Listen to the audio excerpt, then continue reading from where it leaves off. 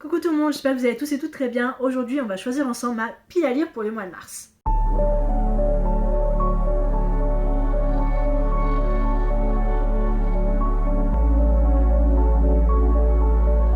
De base, cette vidéo devait sortir mercredi prochain, donc pendant le mois de mars. Et en fait, ce mercredi devait sortir une vidéo, en fait, une semaine de lecture avec moi. Mais ce qui s'est passé, c'est que j'ai eu un torticolis et je souffre de base de discopathie et de arthrose cervicale, ce qui fait que c'était extrêmement douloureux et je pouvais vraiment pas faire grand chose. Donc je pense que le reading vlog qui devait sortir aujourd'hui va sortir mercredi prochain. Comme ça je fais un échange de vidéos. Ce qui fait, en plus ça tombe bien parce que mars ça commence samedi. Donc d'un côté c'est tant mieux. J'ai pas forcément de genre que je veux lire pour le mois de mars. Il y a 4 nouveaux romans qui ont rejoint ma pile à lire. J'ai Le Pont des Tempêtes de Daniel L. Johnson chez édition Brajon en poche. Cynthia Sparrow de Bryn Weaver chez édition Piactus, donc en anglais, qui est le troisième et dernier tome de sa trilogie The Luminous Love. Toujours en anglais, j'ai First Time Color de B.K. Brewinson, qui est le premier tome de sa saga Heartstrings. C'est un peu une romance contemporaine, Grumpy Sunshine, avec une histoire d'amour un peu impossible et tout ça, Heartbreak, avec une histoire de podcast.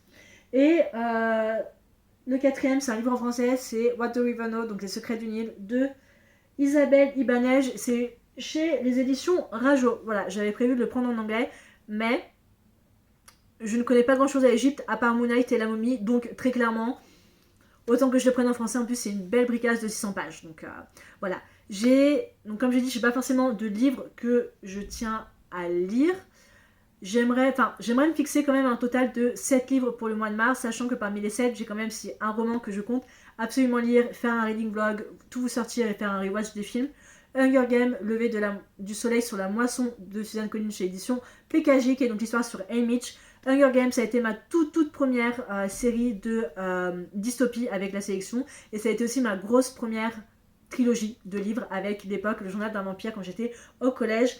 J'ai lu tous les livres, j'ai vu tous les films au cinéma, j'attends celui-ci avec beaucoup d'impatience. Je vais évidemment aller voir le film l'année prochaine quand il sortira au cinéma. J'ai tellement hâte, vous n'avez pas idée, même si je comprends qu'il y en a qui étaient déçus et qui préfèrent que ce soit plus l'histoire de Finnick ou de Johanna que celle de Haymitch, parce qu'on en apprend beaucoup quand même dans le tome 2, l'embrasement. J'ai quand même super hâte parce que c'était les jeux le plus violent avec le plus de personnes qui ont participé, donc j'ai très hâte de le lire. Vu qu'on a Hunger Games qui a été choisi pour le mois de mars, ce qui fait qu'on a 6 papiers à tirer, donc on est parti pour le prompt jar. J'ai rajouté des nouveaux prompts, des nouveaux petits papiers, j'espère vraiment tomber dessus. Et je suis prête à tout lire, franchement. J'ai même rajouté des livres sur ma Kindle qui sont sortis récemment. Mais j'aimerais quand même lire un peu plus, un chouïa un peu plus de français que d'anglais. Papier numéro 1. Will Make You Cry, donc un livre qui va me faire pleurer et je sais exactement ce que c'est. Même si je me sens pas trop prête pour le lire, mais voilà, il est sur ma Kindle. Et c'est 1000 morceaux de cœur brisé de Tilly Cole, qui est donc la suite de 1000 baisers pour un garçon, que j'ai lu l'année dernière et qui m'a... Mais genre, je l'ai lu en 2 jours. En 2 jours, j'ai pleuré, mais j'ai versé toutes les larmes de mon corps. Et quand j'ai appris qu'il allait y avoir une suite qui allait sortir, je me suis dit, je suis pas prête à le lire, mais bon. Donc, premier roman qui rejoint Hunger Games, c'est 1000 morceaux de cœur brisés par Tilly Cole. Ok, papier numéro 2. C'est bien qu'on tombe pour une fois sur des prompts que je suis pas... En vrai, je suis pas encore tombée sur Will Make You Cry. C'est la première fois depuis que j'ai fait mon prompt il y a 2-3 ans que vraiment je tombe dessus. Ouh, strong female character. Ok. Alors, je fais un tour sur les livres que j'ai là et je reviens vers vous. Ok, donc, j'ai tout ça comme sélection. Je pourrais faire Le Pont des Tempêtes, parce que je pense que notre protagoniste, même si jamais lu, peut être très badass. Crossroad to Love de Stephanie Garber, parce que Evangeline, Apprentice to the Villain, parce que Evie, voilà, était extrêmement badass, malgré tout, elle sait pas les faire, donc Evie. Circe, parce que c'est une femme de légende, voilà, tout simplement. Ou La Cité des Ruines de Carissa Wee, qui est donc le deuxième tome de Witch Walker, parce que Rena, même si elle est sourde et muette, elle est quand même extrêmement badass, on va pas se mentir, elle est extrêmement badass et elle sait se battre, voilà, elle sait se battre, elle est... Pour moi, je l'adore, c'est un peu Yennefer de The Witcher, mais c'est Rena. Donc en vrai, j'hésite, en vrai je me dis, peut-être Circe, peut-être Witchwalker, mais Circe, il faut que je sois quand même dans un bon mood pour le lire. Je pense que je vais choisir Witchwalker. La Cité des Ruines, le tome 2, avant la sortie du tome 3. J'ai vu par contre des retours assez négatifs dessus, donc je ne suis pas très sûre, mais voilà. Il paraît, alors Naku il a dit que le tome 3 était basé sur d'autres personnages, et donc il fallait attendre le tome 4 avant d'avoir la suite sur Rena, mais en vrai, ouais, je vais choisir La Cité des Ruines. Ok, papier numéro 3. Ça va être un livre que tu peux finir en une journée, donc a book you can finish in one day. Je pense que je vais peut-être choisir un manga, parce que ça c'est sûr que je peux finir un manga en une journée, très clairement. Sinon, alors je pense, non, je sais ce que je vais faire. Je sais ce que je vais faire et je vais forcer à ma médiathèque, très clairement.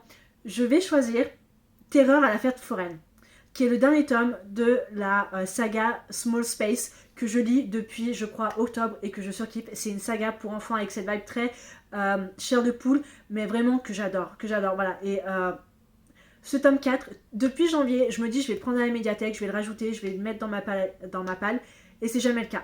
Là, je vais forcer. Tout le mois de février, j'ai tenté de chercher, il l'avait pas, il a toujours été emprunté. Quand il y a eu les retours, je pouvais pas l'emprunter parce qu'il était déjà emprunté.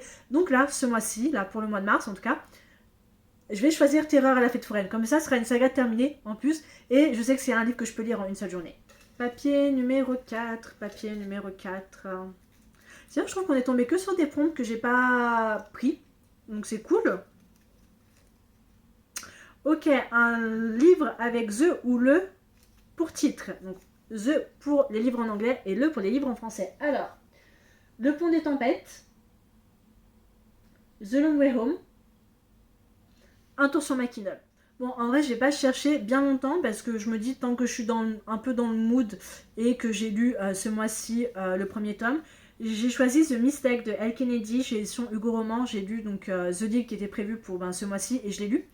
Et j'ai rajouté tous les tomes sur ma Kindle parce que même si c'est une romance que j'ai appréciée, c'est pas des romans que je me vois garder ou acheter. Donc je vais choisir The Mistake de Elle Kennedy, comme ça en même temps ça me fait continuer mes sagas, ça m'évite de trop traîner. Et ouais, donc le 4e roman qui rejoint ma palle, c'est The Mistake. Ok, donc 5e petit papier. En vrai, j'ai envie de dire 5e et avant-dernier, mais je me dis, je suis assez bien en vrai dans un mood de lecture où je lis des livres qui me passionnent.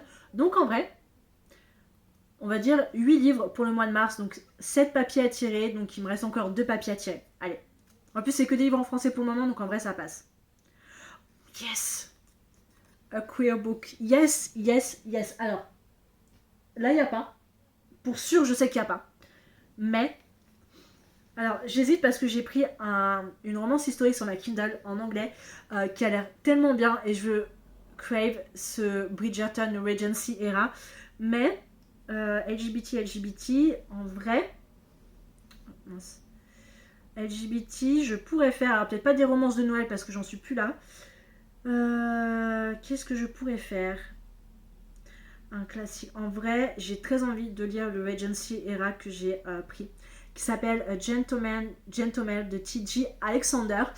C'est une romance queer, LGBT, romance MM, avec un homme, un duc, un vicomte et son valet. Voilà, un peu de Miss Lovers, où en fait notre très cher vicomte doit se marier, trouver une femme. Le seul problème, c'est qu'il n'aime pas les hommes, mais il va quand même devoir le faire pour hériter de la fortune de son père, à moins d'être déshonoré et tout ça.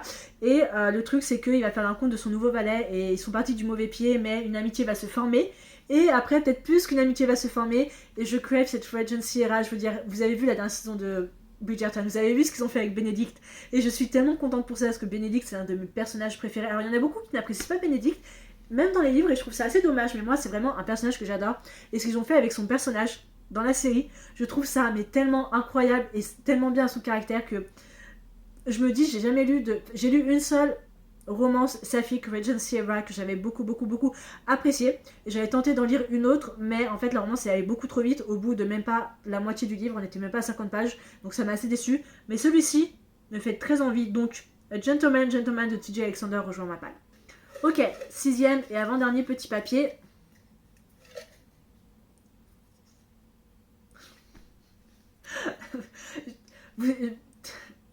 J'ai complètement zappé que je l'avais celui-là. Probably Smut. Donc pour un roman, je suis sûre qu'il va y avoir des scènes assez spicy, olé olé là-dedans.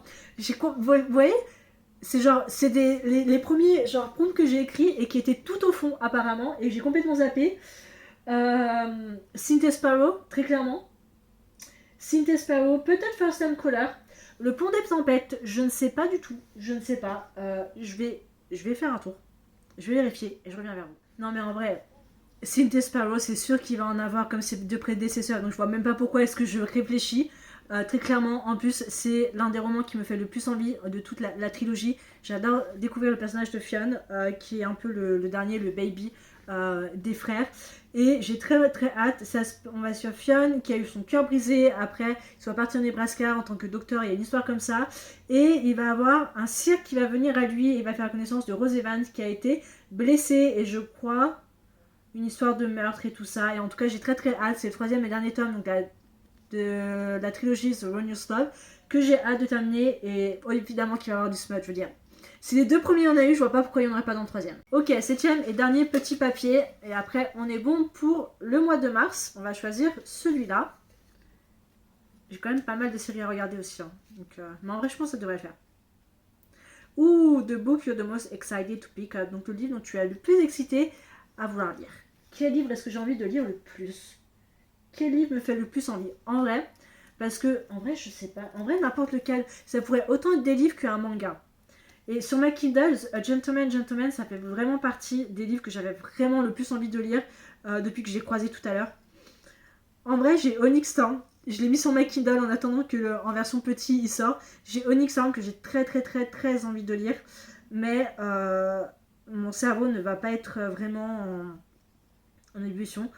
En vrai, je peux faire aussi le dernier conte, donc Pomme d'Or de Alexiane Thiel. J'ai entendu des avis extrêmement positifs dessus. Je pourrais faire Deep End de Ali Hazelwood aussi, qui me fait très très très envie. Le seul roman d'elle que j'ai lu, c'était The Bride, parce que je voulais vraiment partir à l'inconnu hors de ces romances contemporaines, j'avais beaucoup beaucoup apprécié. Donc peut-être Deep End ou What the River Knows. En vrai, What the River Knows, mais